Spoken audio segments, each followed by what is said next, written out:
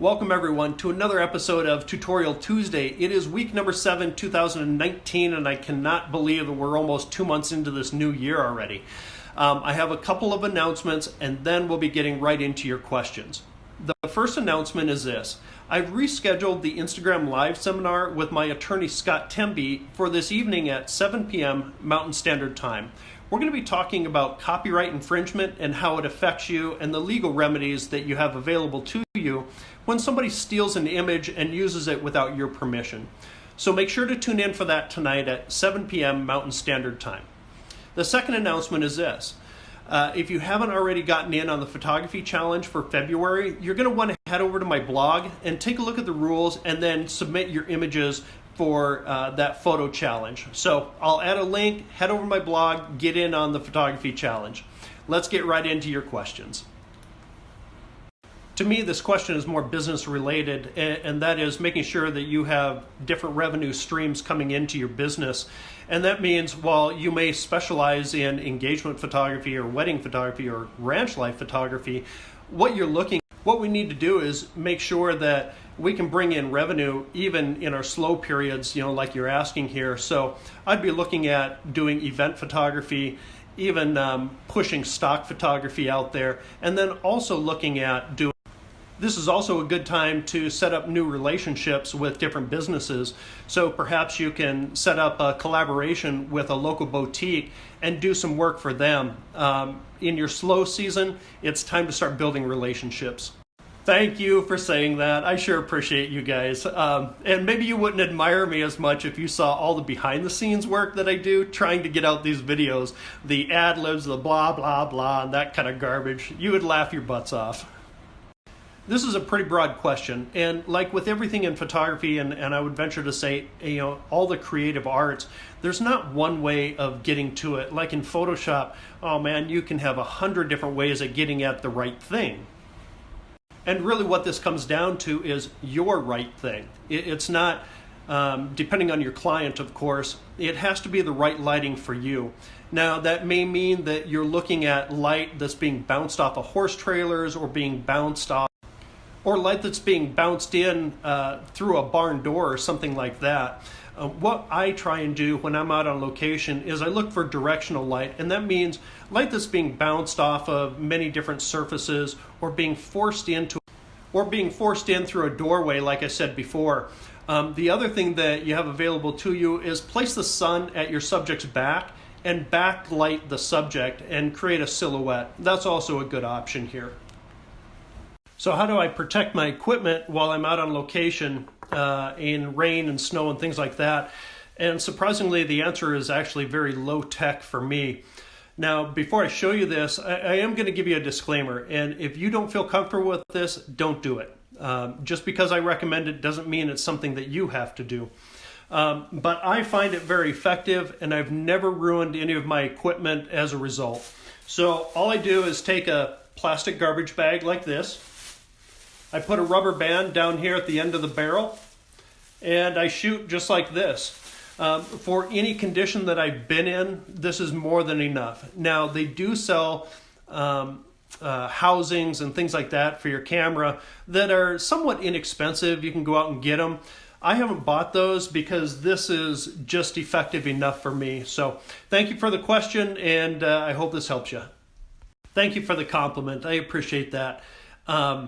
Being well-rounded, that means a lot to me. And I liken that to how I consider or how I define a professional photographer.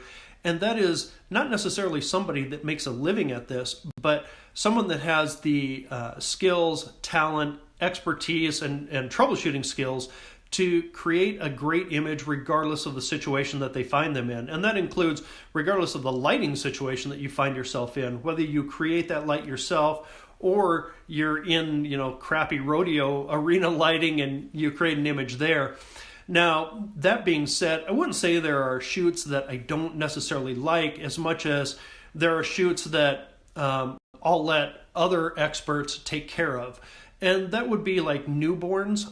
Newborn photographers do such a fabulous job at getting that baby in the right spot with the right lighting, to make those and I'm going to sound funny here, those ooh, googly noises when you see the image. So it would probably be newborn photography for me. So thank you for the question.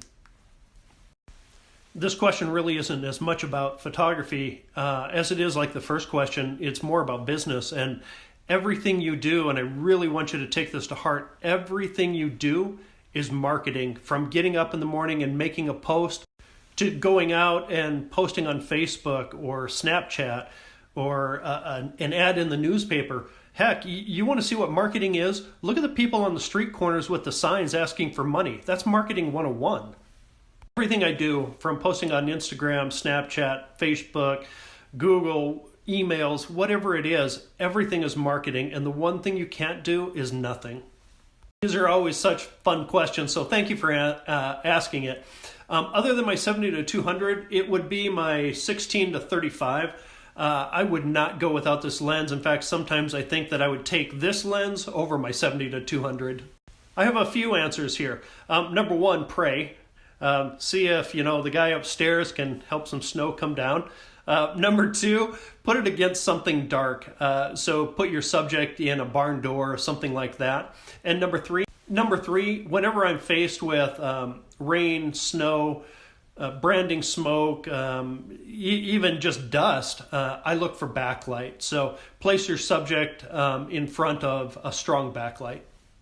Here's an example of placing someone in a barn door and using that black background against the white snow coming down when Renee and I were out on this shoot at Broken T Ranch.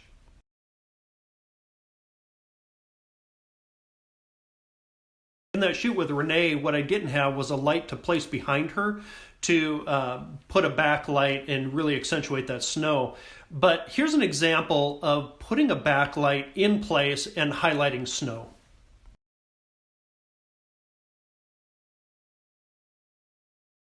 Use them or lose them? Use them for sure. I have a preset library that I built for the times of day that I shoot, the locations that I shoot at, even meeting rooms. So absolutely use them. A great starting point. For nearly 10 years, I used Alien Bs. I had two B400s and I also had a B800. Just last year, I switched over to Flashpoint Explorer 600s and I have 3 of those. Many ways that we can use photography to either make a living or even make residual income. Perhaps you're not the breadwinner in the family, and that's okay, and you just want to bring in some additional income. Think about taking the consumer out of this equation for a minute, and that also takes away the need to drive 130 miles or 100 plus miles. And what I mean by that is consider shooting stock photography and getting signed up with places like Shutterstock or iStock or Getty Images or Adobe Stock or something like that, and use your husband in this particular case as your model. And I know that sounds kind of funny, and you ask any cowboy out, hey, will you model for me? And they give you that funny look. But use them in a way that is non-personal. So it's not actually taking pictures of your husband as much as it is making it just a picture of a cowboy out on a horse working cows. Now, when you shoot in stock photography, what you have to be careful of is trademarked logos like the Wrangler logo or an Ariat logo or something like that. So build a commercial database around stock photography and use that to your advantage. And you're taking away the other challenges that you have. It doesn't mean that you can't go out and shoot a high school senior or a family or something like that. But this takes that whole thing out of the equation. So I hope that helps you, and let me know if you have any more questions. Yes, actually I have used prime lenses for my portrait sessions before. It's not a go-to for me. My 70 to 200 is a go-to, but my prime lens is the 50 millimeter right there, 50 millimeter 1.4. One of the things that I love so much about the digital era in photography is that it's enabled so many people to become entrepreneurs.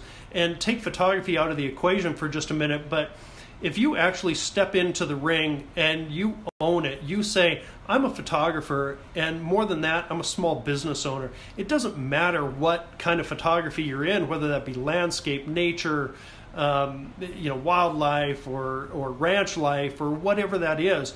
But as long as you own it and you enable yourself to be a small business owner and promote yourself, there's room all the time. Is there a lot of people out there that call themselves photographers? Yes.